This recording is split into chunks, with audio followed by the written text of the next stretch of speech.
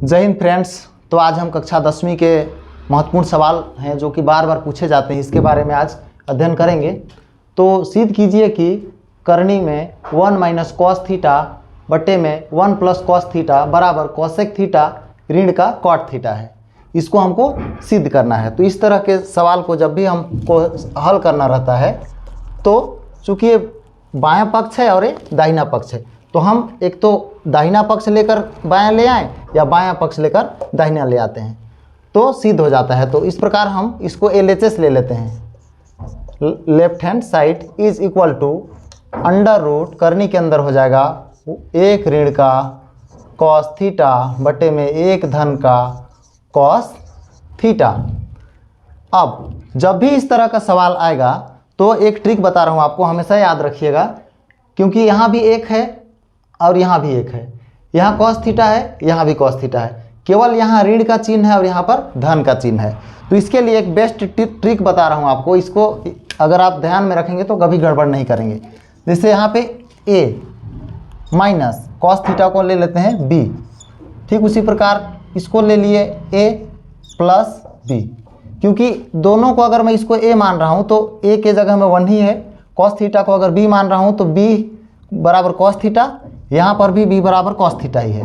तो इस टाइप के फॉर्मेट में आ गया। तो इस तरह का फॉर्मेट में आ गया। अब क्योंकि इस तरह के सवाल को हल करने के लिए करनी को हटाना बहुत ज़रूरी है, तो करनी को हटाने के लिए हर का परिमेयकरण किया जाता है। तो यहाँ पर हम हर का परिमेयकरण करेंगे तो जो हर में दिया है इसको बोला जाएगा अंश। अब ये है हमारे पास हर, तो हर का परिमेयकरण कर रहे हैं, अर्थात a माइनस b बटे में a धन का b गुणा के रूप में हो जाता है। यहाँ वाला जो चिन्ह दिख रहा होगा आपको, ये चिन्ह बदल जाता है अंश में जाने के बाद। तो इसको कैसे लिख सकते हैं, a यहाँ प्लस है तो यहाँ माइनस b हो जाएगा। अब यही सेम टू सेम यहाँ भी लिख लेते हैं। तो इस फॉर्मेट में हम इसको हल करते हैं। इस फॉर्मेट को यदि आप याद रखेंगे तो कभी भी गड़बड़ नहीं होगा और पूरे अंक आपके मिलेंगे एग्जाम में। तो अब इसको हम हल करते हैं, इसी के फॉर्मेट के रूप में लिखते हैं इसको। तो करनी के अंदर 1 ऋण का कॉस थीटा बटे में 1 धन का कॉस थीटा। अब हर का परिमेयकरण कर रहे हैं तो a माइनस b हो गया, तो यहाँ पर a 1 है, b कॉस थीटा है, तो a माइनस b हो जाएगा, अर्थात यहाँ पर 1 माइनस कॉस थीटा। अब इसी को लिख देंगे हर में भी 1 माइनस कॉस थीटा। अब इसको लिख कैसे सकते हैं, 1 माइनस कॉस थीटा यहाँ पर भी है, यहाँ पर भी 1 माइनस कॉस थीटा है। कितने बार है, 2 बार है, अर्थात करनी के अंदर हम लिखेंगे 1 माइनस कॉस थीटा कितने बार आया है, 2 बार, तो उसको वर्ग में लिख लिए। अब ये अलग अलग है, यहाँ प्लस है यहाँ माइनस है, अर्थात इसको सेम उतार देते हैं। 1 plus cos theta 1 minus cos theta. चूँकि हमको वर्गमूल को किसी भी हालत में हटाना है तो उसके लिए कुछ उपाय लगाते हैं। तो ये जो फॉर्मूला बेस्ड है, इसके लिए भी एक ट्रिक है, इसको भी आप यहाँ देख सकते हैं। a प्लस b, चूँकि यहाँ पर a माना हूँ 1 को और b माना हूँ कॉस थीटा को, तो a प्लस b पहला कोष्टक में, दूसरे कोष्टक में a माइनस b। तो इसको हम क्या लिखते हैं, तो यहीं पर लिख दे रहा हूँ इसको। चूँकि a प्लस b पहले कोष्टक में, दूसरे कोष्टक में a माइनस b दिया गया है, तो इसको लिख सकते हैं a square minus b square. इसको तो आप समझ ही सके होंगे, इसको आप समझ ही गए होंगे। तो इसको आप इस फॉर्मेट में लिखना पड़ेगा। तो उसके लिए क्या करना पड़ेगा, ऊपर का तो सेम लिखेंगे 1 minus cos theta whole square, नीचे वाले को लिखेंगे, इसको इस रूप में लिखेंगे, अर्थात a square minus b square. a क्या माने हैं 1, अर्थात 1 स्क्वायर, 1 के घात में 2 ऋण का b स्क्वायर, b के घात में 2 लिखना पड़ेगा, तो b क्या माने हैं कॉस थीटा को, तो कॉस स्क्वायर थीटा।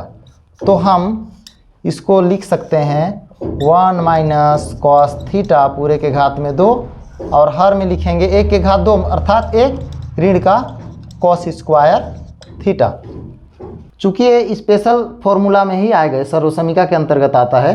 वह सर्वसमीका कैसे बनेगा, 1 माइनस कॉस स्क्वायर थीटा बराबर होता है साइन स्क्वायर थीटा। तो इसको हम लिख सकते हैं, ऊपर वाले को सेम लिखेंगे, under root 1 minus cos theta whole square upon में 1 माइनस कॉस स्क्वायर थीटा को क्या लिखेंगे, साइन स्क्वायर थीटा। अब इसका भी वर्ग 2 है, इसका भी वर्ग 2 है, अर्थात जब भी किसी संख्या के ऊपर वर्ग हो, जैसे कि मैं बता दूं आपको, करनी में 2 के घात में 2 है, तो यहाँ पर करनी कैसे हटता है, करनी हटने का नियम क्या है? तो करनी हटने का नियम यहाँ पर इस तरह से है कि 2 लिख दिए और करनी का मान होता है 1/2 घात में, और पूरे के घात में दिया गया है यहाँ पे 2, और 2 1/2 हो गया। अब इसका गुणा हो जाएगा कि चूंकि घात और घात का गुणा होता है, तो 2 और 2 कैंसिल हो जाएंगे, 2 के घात में 1 अर्थात 2 आ जाएगा। तो हम कह सकते हैं कि यदि कोई अंडर रूट में है और पावर में स्क्वायर है, तो अंदर वाली जो संख्या होगी उसको हम यहाँ आसानी से लिख सकते हैं। आप देख रहे होंगे यहाँ पर। उम्मीद करता हूँ वीडियो समझ में आ रहा होगा। तो अब ये वाला भी वर्ग है, इसका भी वर्ग है, अर्थात दोनों करनी से बाहर आ जाएंगे। तो 1 माइनस कॉस थीटा हो जाएगा अपॉन में साइन थीटा हो जाएगा। अब चूंकि हमको RHS में लाना क्या है, कॉसेक थीटा। अब कॉसेक थीटा क्या होता है, 1 अपॉन साइन थीटा होता है। तो उसके लिए हम क्या करें, इसको अलग अलग लिख लेते हैं। 1 के बट्टे में साइन थीटा को लिख लूँ और ऋण का कॉस थीटा के बट्टे में साइन थीटा को तोड़कर इस तरह से लिख सकते हैं। तो 1/sin थीटा को लिख सकते हैं कॉसेक थीटा, और कॉस थीटा बटे साइन थीटा को लिखते हैं कॉट थीटा। यहाँ पर लिख सकते हैं 1/sin theta is equal to cosec theta and cos theta upon sine theta is equal to cot theta. तो इस तरह से हमारे पास दायां पक्ष आ गया RHS। इसलिए हम कह सकते हैं कि LHS is equal to RHS। यही सिद्ध करना था। इस तरह से बनाएंगे तो आप कभी नहीं भूलेंगे। इसी तरह के और भी वीडियो देखने के लिए मैथ्स इज़ फन को सब्सक्राइब कीजिए, लाइक कीजिए, शेयर कीजिए, और आपका कमेंट का इंतज़ार रहेगा। अपना सुझाव भी दीजिएगा। Thank you.